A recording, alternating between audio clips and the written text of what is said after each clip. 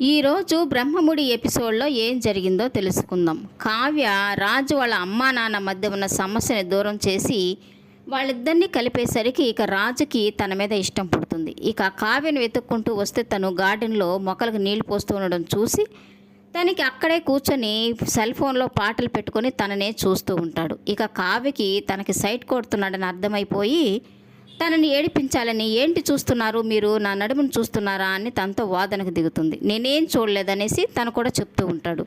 మరేం చేస్తున్నారు అన్న కావ్య మాటలకి పాటలు పెట్టుకుని ప్రకృతిని ఆస్వాదిస్తున్నానని రాజు సమాధానం చెప్తాడు. ఇక అక్కడి నుంచి కావ్య లోపలికి వెళ్ళిపోతుంది. ఇక రాజు అనుకుంటూ ఉంటాడు, అమ్మాయిలకే లైన్ వేయడం నాకు తెలీదు, ఇక భార్యకి లైన్ ఎలా వేయాలి, దానికి పుస్తకం ఉంటే బాగుండేది కదా అని అనుకుంటూ ఉంటాడు.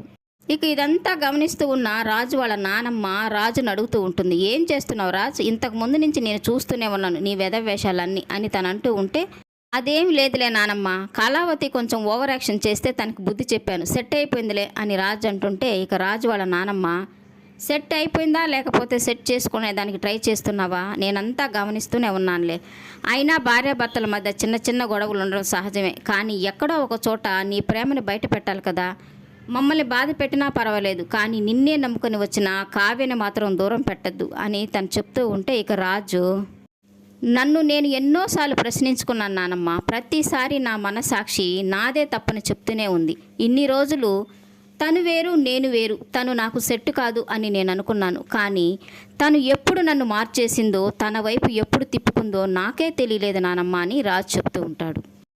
అందరూ బాగుండాలి, అందరూ కలిసి ఉండాలి అని నా మాటని తన మాటగా తీసుకొని అందుకోసం ఎంతో కష్టపడింది, ఎన్నో అవమానాలను ఎదుర్కొంది, ఎన్నో మాటలు కూడా పడింది, నేను నా కళ్ళారా చూశాను నానమ్మ, ఏ రోజు కూడా మీ ఇంట్లో వాళ్ళు నన్ను ఇలా అవమానిస్తున్నారని నాతో చెప్పుకోలేదు నానమ్మ, అందరూ నా వాళ్లే అని అనుకునింది, నేను ముఖం మీద నువ్వంటే నాకు ఇష్టం లేదని చెప్పినా కూడా మీ మనసు గెలుచుకుంటాను అని నాతో ఛాలెంజ్ చేసిందే తప్ప నన్ను వదిలి దూరంగా వెళ్ళిపోలేదు, జీవితంలో తనని కోడలుగా అంగీకరించును అని చెప్పిన మా అమ్మతోనే తన మనసు మార్చేసుకుని తన వైపు తిప్పుకుంది, ఇక తనని నేను భారీగా అంగీకరించడం ఏంటి నానమ్మ, తనే నన్ను భర్తగా అంగీకరించాలి అని రాజు వాళ్ళ నానమ్మతో చెప్తూ ఉంటాడు. మరి మనసులో ఇంత ప్రేమ పెట్టుకొని కావ్యకి చెప్పచ్చు కదా, పద తన దగ్గరికి తీసుకెళ్తాను అని అంటూ ఉన్న వాళ్ళ నానమ్మతో, లేదు నానమ్మ, ఇంట్లో వాళ్ళంతా సంతోషంగా ఉన్న ఈ టైంలో చెప్తే నన్ను ఒక స్వార్థపరులాగా అనుకుంటుంది, మనసులో మాట అది చెప్పాలంటే చుట్టూ అందమైన ప్లేస్ ఉండాలి, తన మనసు ప్రశాంతంగా ఉండాలి, తను మాత్రమే నా మాట వినగలగాలి, అలాంటి ప్లేస్ ఉన్నప్పుడు నేను తనకు చెప్తానని చెప్తూ ఉంటాడు. ఇక రాజు వాళ్ళ నానమ్మ అలాంటి ప్రదేశాన్ని వాళ్ళకి కల్పించాలనుకొని అపర్ణని, స్వప్నని, ప్రకాశంని పిలిచి మాట్లాడుతూ ఉంటే ఇంతలో అక్కడికి రుద్రాని కూడా వస్తుంది.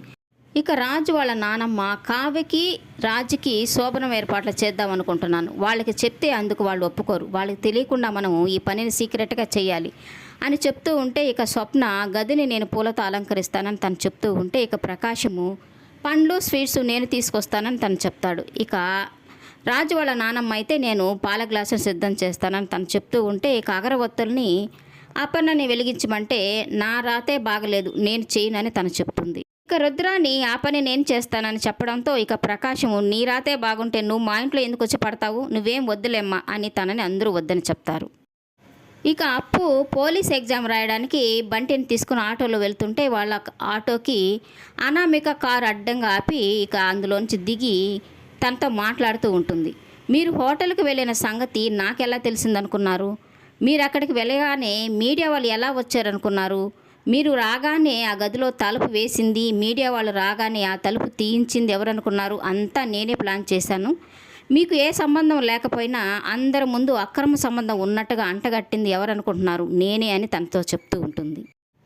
అయితే ఈ పనికి మాలని పని చేసింది నువ్వన్నమాట అని అప్పు అంటూ ఉంటే, అవును నేనే చేశాను, ఎలా ఉంది నా ప్లాను, అయితే వెళ్ళి నీ బాయ్ ఫ్రెండ్కి చెప్పుకుంటావా అని తను అంటూ ఉంటే, అలా చెప్పడాలు ఇక ఒకరి జీవితాలతో ఆడుకోవడం లాంటి పనులు నాకు చేత కావు అని అప్పు అంటూ ఉంటుంది. ఇంత జరిగినా నీ పొగరు తగ్గలేదన్నమాట అని అంటూ ఉన్న అనామికతో, ఇది పొగరు కాదు నిజాయితీ, నిజాయితీకి ఉండే పవరే అలా ఉంటుంది, నా ఫ్రెండ్ జీవితం నాశనం అయిపోకూడదని నిన్ను వదిలేస్తున్నాను, నీ ప్లేస్లో మరొకరు కానుంటే నేనేంటో చూపించేదాన్ని, ఇప్పటికైనా బుద్ధి తెచ్చుకొని కళ్యాణ్తో సక్రంగా కాపురం చేసుకో, వాడిని బాధ పెట్టద్దు అని దానికి బుద్ధి చెప్పి ఇక అక్కడి నుంచి వెళ్ళిపోతుంది అప్పు. ఇక అనామిక అనుకుంటూ ఉంటుంది, అప్పుని రెచ్చగొట్టాను కాబట్టి కళ్యాణ్ జోలికి రాదు, ఇక కళ్యాణ్ని నా గుప్పిట్లో పెట్టుకుంటే ఆస్తి మొత్తం నా సొంతం అవుతుందని తను అనుకుంటూ ఉంటుంది. ఇక రాజు వాళ్ళ నానమ్మ అనుకున్నట్టుగానే కావ్య రాజు గదికి వచ్చేసరికి వాళ్ళ గదిని పూలతో అలంకరించేలాగా స్వప్నాన్ని పురమాయించి ఆ పని చేయిస్తుంది. ఇక గదిలోకి వెళ్ళిన రాజు కావ్య అది చూసి ఆశ్చర్యపోతారు. ఇక ఇదంతా చేసింది రాజే అనుకొని భ్రమపడుతూ ఉంటుంది కావ్య. ఇక తనని అడుగుతూ ఉంటుంది, ఏం కావాలి మీకు, పాలు తీసుకురావాలా అని తను అంటూ ఉంటే, ఇక నాకేమొద్దు నువ్వే కావాలి అని రాజు చెప్తూ ఉంటాడు. ఇక రాజు తన మనసులో మాటని కావ్యకి చెప్తాడా లేదా అనేది జరగబోయే ఎపిసోడ్లో తెలుసుకుందాం. ఈ వీడియో నచ్చినట్లయితే లైక్ చేయండి, సబ్స్క్రైబ్ చేయండి. ఈ సీరియల్పై మీ అభిప్రాయాన్ని కామెంట్ సెక్షన్లో మెన్షన్ చేయండి. Thank you for watching.